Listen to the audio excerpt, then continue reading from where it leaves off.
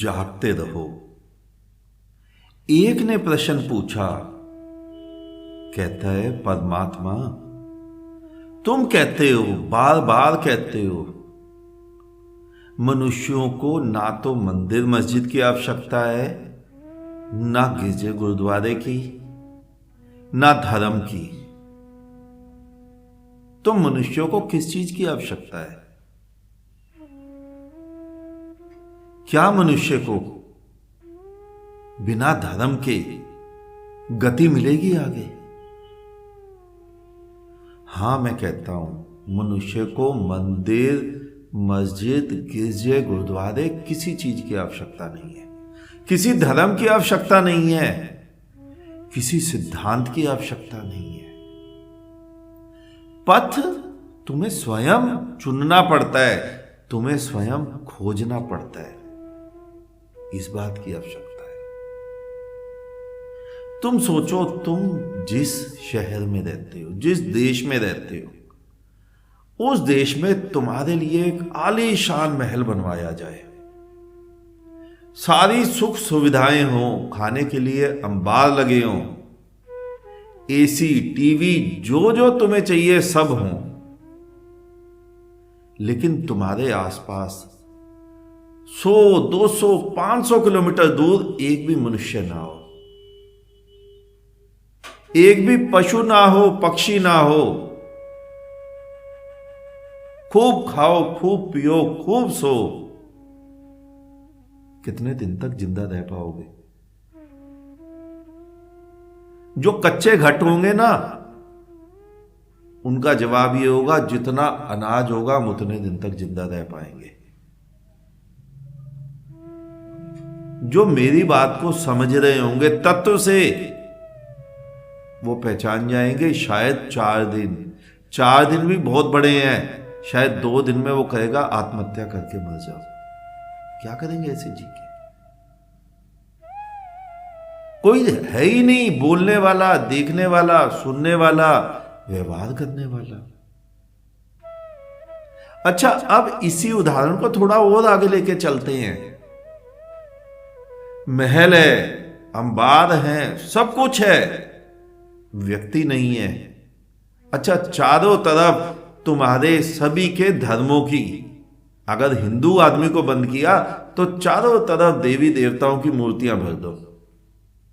गीता, रामायण, भागवत, जो शास्त्र उसे चाहिए वो भर दो। तुम क्या सोचते हो, फिर जिंदा रह पाएगा?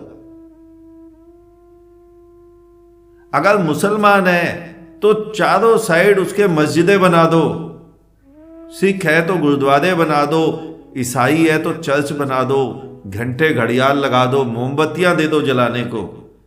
तुम्हें क्या लगता है फिर जिंदा रह पाएगा? पहली वाली कंडीशन आएगी, बल्कि पहले वाले से बदतर कंडीशन हो जाएगी। पहले वाली कंडीशन में तो यह था कि वो अकेला है, आसपास कोई चीज नहीं है। दूसरी कंडीशन में कहेगा, इन बेजान मूर्तियों के साथ मैं क्या करूंगा? इन कागजों के पन्नों के साथ, ये जो शास्त्र रूपी पन्ने मेरे चारों तरफ फैला दिए गए, चाहे गीता, चाहे कुरान, चाहे बाइबल, चाहे धम्मपद, मैं इनका क्या करूंगा? 2 दिन नहीं लगेंगे उसे आत्महत्या करने में। दूसरी तरफ एक प्रयोग ये करो, एक आदमी को ऐसे ही 500 किलोमीटर दूर वाले एरिया में रखो जहां चारों तरफ उसके पास लोग ही लोग हों, आदमी हो, औरतें हो, बच्चे हो, बूढ़े हो, कुत्ते हो, पशु हो, पक्षी हो, और 500 किलोमीटर तक एक भी मंदिर ना हो, मस्जिद ना हो, गिरजा ना हो, गुरुद्वारा ना हो। अब सोच के देखो, वो जिंदा रह पाएगा? तुम खुद स्वयं कहोगे बहुत अच्छी तरह हंसी खुशी से जिंदा रह पाएगा। तो किस चीज की आवश्यकता है? मैं यही तो तुम्हें समझा रहा हूं कि मनुष्यों को हिंदू, मुस्लिम, सिख, ईसाई, बौद्ध, जैन, इन धर्मों की आवश्यकता नहीं है। मनुष्यों को मनुष्य की आवश्यकता है। लेकिन मनुष्य की आवश्यकता है, राक्षस की नहीं। किसी कामी, क्रोधी, लोभी की नहीं, किसी हिंसक जीव की नहीं, वैसे ही मनुष्य की, जैसे मनुष्य तुम हो, वैसे ही सीधे साधे इंसान की जैसे तुम हो। और धर्म क्या है? उस जीवन को हंसी खुशी आनंददायक जी लेना, ये तुम्हारा धर्म है।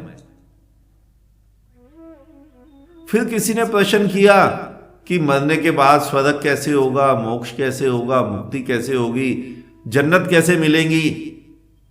72 नंगी जवान जवान खड़ी खड़ी हुरे कैसे मिलेंगी? तो मूर्ताओं के कोई उत्तर नहीं होते, जितनी मर्जी संजो लो। हिंदुओं ने 4-6 नंगी अप्सराएं खड़ी कर दी, तो मुसलमानों ने 72 नंगी हुरे खड़ी कर दी। मूर्ताएं हैं, कोई और धर्म बनेगा 2000 वर्ष बाद, वो 72 के 144 कर देगा। तुम्हारे जितने काम की वासनाएं ज्यादा होगी, तुम्हारा कोई मूढ़ धर्मगुरु उतनी ज्यादा स्त्रियां खड़ी कर देगा तुम्हारे स्वर्ग में। मनुष्य को मनुष्य की जरूरत है, सुखी रहने की जरूरत है। आज इतना ही, शेष किसी और दिन। अंत में चारों तरफ बिखरे फैले परमात्मा को मेरा नमन। तुम सभी जागो, जागते रहो।